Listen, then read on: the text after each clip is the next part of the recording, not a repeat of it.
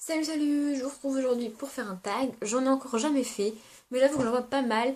Et celui-là, je me suis dit qu'il était pas mal. C'est le Sacrifice Book Tag. Je l'ai vu sur la chaîne de Flowbookin. Et ça permet de parler des livres qu'on n'a pas finis, mais qu'on n'a pas aimés. Et il y en a un certain nombre dont je voulais parler, mais je savais pas trop comment. Parce que juste parler des livres que j'ai abandonnés, enfin, c'est nul. Mais là, il y a une raison à chaque fois.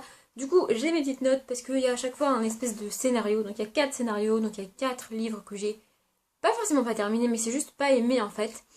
Et en plus de ceux que je présentais, il y en a au moins 2 que j'ai terminés, et quand je les ai pas terminés, il me manquait pas beaucoup.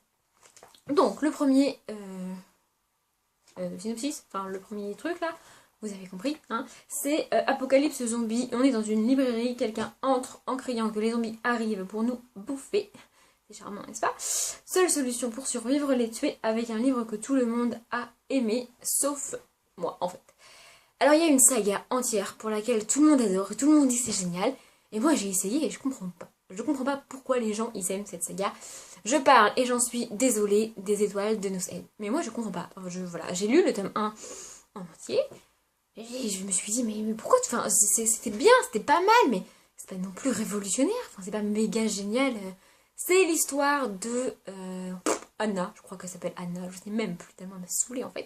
Bref, donc c'est l'histoire de Anna qui rend visite, qui part en vacances, je crois, chez sa grand-mère, dans un petit village d'Écosse. Donc c'est un livre français, enfin je crois que c'est écrit par une... Oui, c'est écrit par Sophie Jonin, je suis conne, merci. Et donc j'ai pas les livres en ma possession parce que je les ai déjà vendus, hein, voilà.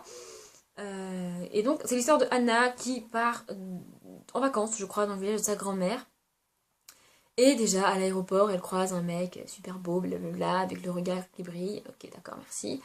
Voilà, évidemment, quand elle arrive dans le petit village, oh, surprise, ce mec fait partie du petit village. Je ne sais plus comment il s'appelle, le gars, mais... Enfin bref, pour moi, c'est cliché, ça m'a saoulé.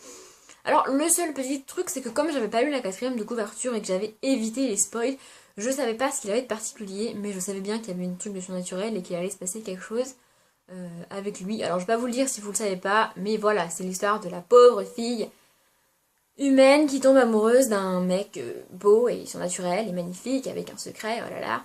Enfin voilà, moi ça m'a saoulé dès le premier tome et j'ai pas compris pourquoi tout le monde kiffait. J'ai quand même poussé le vice jusqu'à essayer de lire le tome 2, mais arrivé à la moitié du tome 2, je me suis dit c'est quoi ce grand n'importe quoi. C'est bon, enfin franchement, pour moi c'est cliché. Pour moi Anna, elle m'a saoulée, enfin je veux dire, elle a rien, cette fille elle est nulle. Alors il y en a qui disent qu'on lit les livres rapidement et qu'on les lit tellement rapidement qu'on a l'impression qu'il se passe rien alors qu'il se passe des trucs. Effectivement ça se lit rapidement, mais il se passe quand même rien. Je suis désolée, mais c'est pas l'action de fou non plus, quoi. Donc voilà, je comprends pas l'engouement pour cette saga. Voilà, j'avais les 4 tomes, c'est sûr, parce qu'il y avait tellement d'engouement que je les avais demandé pour Noël et que je les avais eus. Mais du coup, j'ai même pas lu les. Enfin, j'ai lu un tome et demi et je les ai revendus parce que j'ai pas pu, quoi, en fait. Je comprends pas. Deuxième scénario. Pluie torrentielle, vous sortez du coiffeur. Bon, ça fait très longtemps que je suis pas allée chez le coiffeur, hein, bref. Mais des trompes d'eau se mettent à tomber. Avec quelle suite de saga qui vous a déçu? Vous protégez-vous, enfin vous protégez vos magnifiques cheveux et votre magnifique coiffure. Alors j'ai la saga, je vais parler de l'épreuve. J'ai le tome 2, le tome 3. Et j'avais même poussé le vice jusqu'à lire le préquel, n'est-ce pas? Donc j'ai pas le tome 1 parce que je l'ai déjà vendu, mais j'ai lu la saga quasiment intégralement. C'est-à-dire que j'ai lu les 3 premiers tomes intégralement et il doit me manquer une page ou deux pour terminer ce truc-là. Donc rapidement, pour résumer, je ne sais plus comment s'appellent les gens. C'est l'histoire de Thomas qui, au début du tome 1, se fait envoyer dans un espèce de labyrinthe. C'est voilà, de labyrinthe, et il se retrouve enfermé avec que des mecs qui ne comprennent pas ce qu'ils font là, ils cherchent, enfin voilà. Les gars, ils ont construit une ville, en fait, ils sont appris à vivre comme ça, ils sont enfermés là, ils savent pas ce qui se passe, ils savent pas pourquoi, ils se rappellent pas leur vie d'avant, ils sont perdus, du coup ils ont construit une vie et une espèce de structure et de pseudo... échelonnage des gens, quoi. Il y en a qui sont au-dessus des autres dans la politique, enfin je sais pas trop.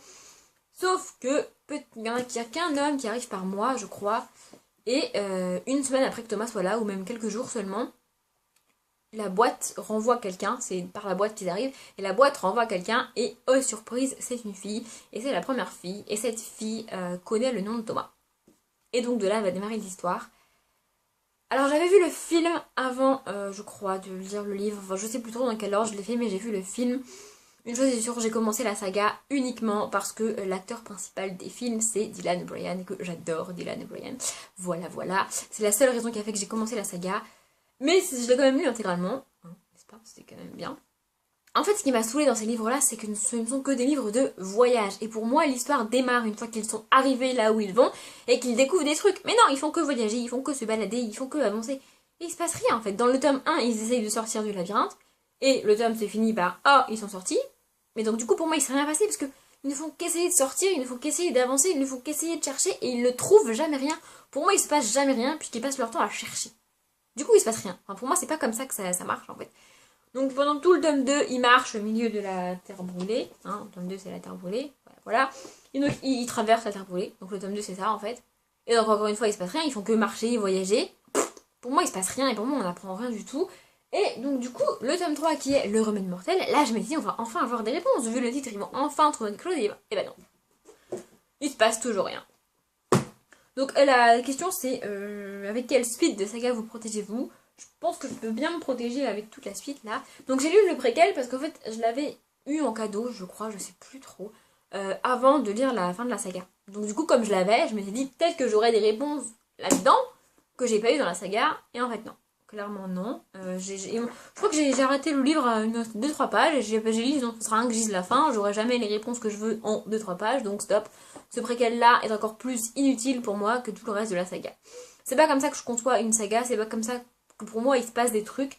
Pour moi l'auteur, en fait, à chaque fois il s'est arrêté au moment où l'histoire pouvait démarrer, et pour moi l'histoire n'a jamais démarré. Du coup, j'ai pas pu.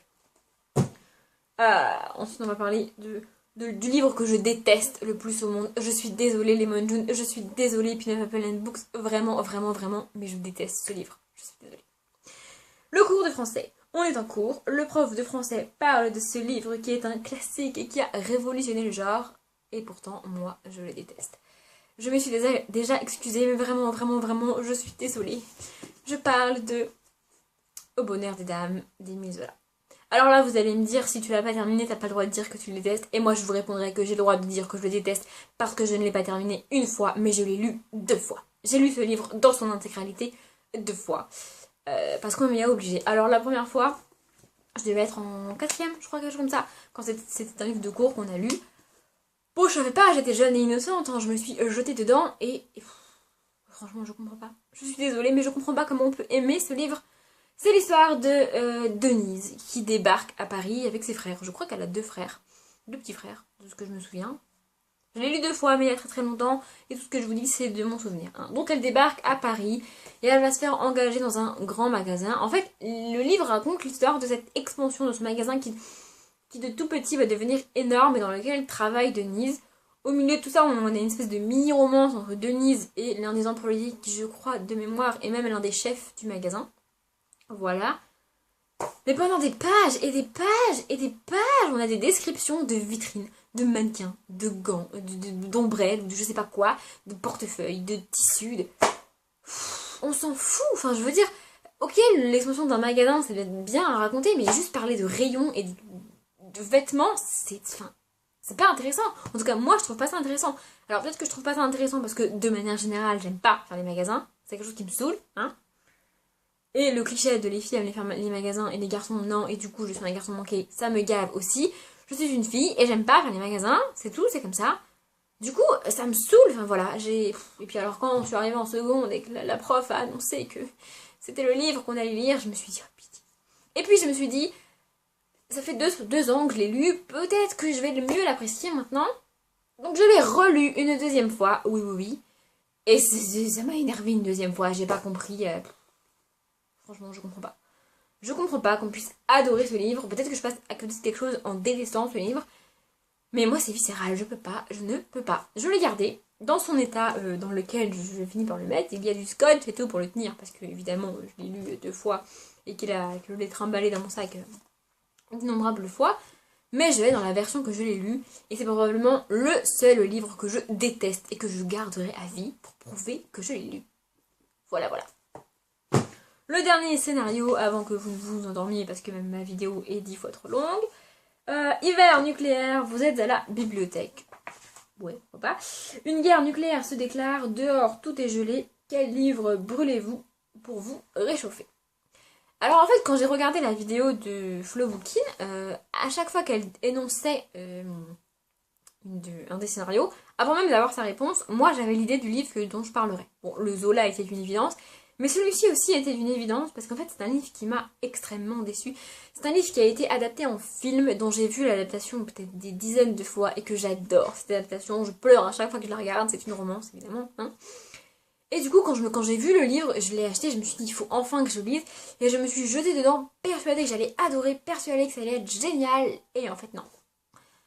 Je parle de PS I Love You de Cecilia Ahern. Et là, ceux qui ont vu le film, mais pas le livre, ne comprennent pas. Mais croyez-moi, si vous lisez le livre, vous risquez d'avoir la pire déception de votre vie, comme moi. Donc je brûlerai sans aucune hésitation ce livre et regarderai le film à la place. Alors, je vous conseille pas du tout de ne pas lire le livre et de regarder le film, c'est totalement personnel, mais moi j'ai pas pu. Donc dans ce livre et dans ce film, c'est l'histoire de... Comment elle s'appelle déjà? Je ne sais plus comment elle s'appelle, bref. C'est l'histoire d'une femme de 29 ans qui perd son mari. Parce qu'il avait un cancer, je crois, ou une maladie comme ça, un cancer, une leucémie, un truc du genre. Et donc il meurt et elle se retrouve veuve à 29 ans. Alors je sais que je vais avoir des mots durs dans la suite de la vidéo contre cette femme. Donc le gars s'appelle Jerry, mais elle, je ne sais plus comment elle s'appelle. Je sais qu'elle est veuve, je sais qu'elle a perdu son mari, j'ai perdu un de mes proches récemment. Je sais quelle douleur ça peut causer. Et je sais que tout ce que je vais dire n'est pas sympa vis-à-vis de ce personnage qui est veuve à 29 ans. Mais je suis désolée. Voilà, donc elle perd son mari, sauf que son mari, avant de mourir, il s'est arrangé pour que... Alors dans le film, c'est chaque mois. Dans le livre, c'est un petit peu plus brouillon en fait. Et donc chaque mois dans le film, elle va recevoir une lettre écrite par son mari qui va lui dire des choses et lui... En fait, dans le film, ça l'aide à avancer et ça l'aide à progresser et à faire face à son deuil. Mais dans le livre, ça m'a saoulée. C'est-à-dire que dans le livre, elle reçoit pile poil la bonne lettre qui répond à la question qu'elle s'est posée la veille. Genre, c'est dingue. Enfin, je vous jure, genre 2 pages avant, elle se dit, oh tiens, est-ce que je pourrais rencontrer quelqu'un? Est-ce que j'aurais le droit d'en faire ma vie? Et boum, elle reçoit la lettre qui lui dit, mais oui, refais ta vie.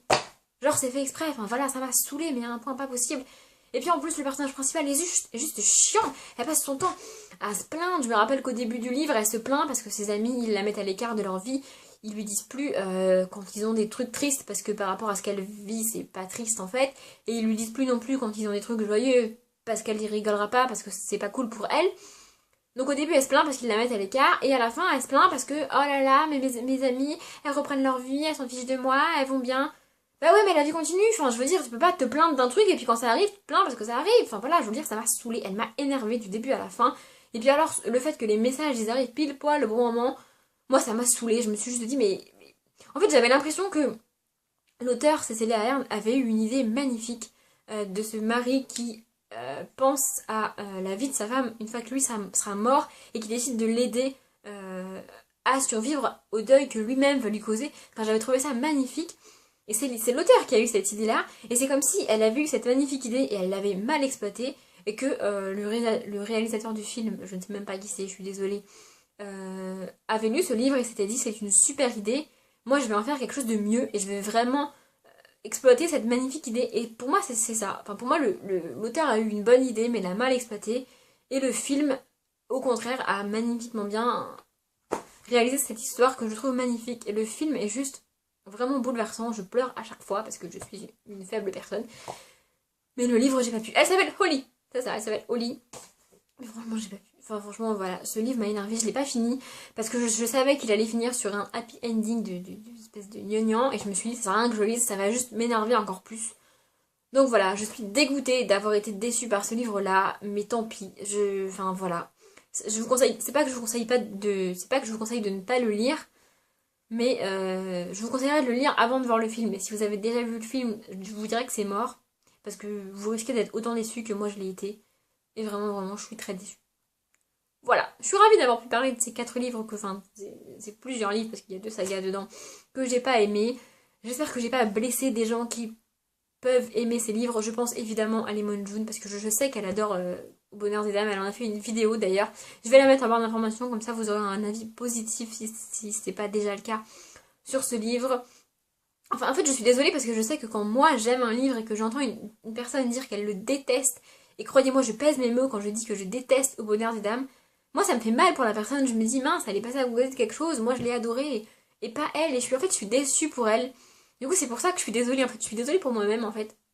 Bref, je vais arrêter de blablater. Comme d'habitude, je vous souhaite une bonne journée, une bonne soirée, une bonne après-midi, un bon appétit, une bonne nuit. Et moi, je vous dis à bientôt.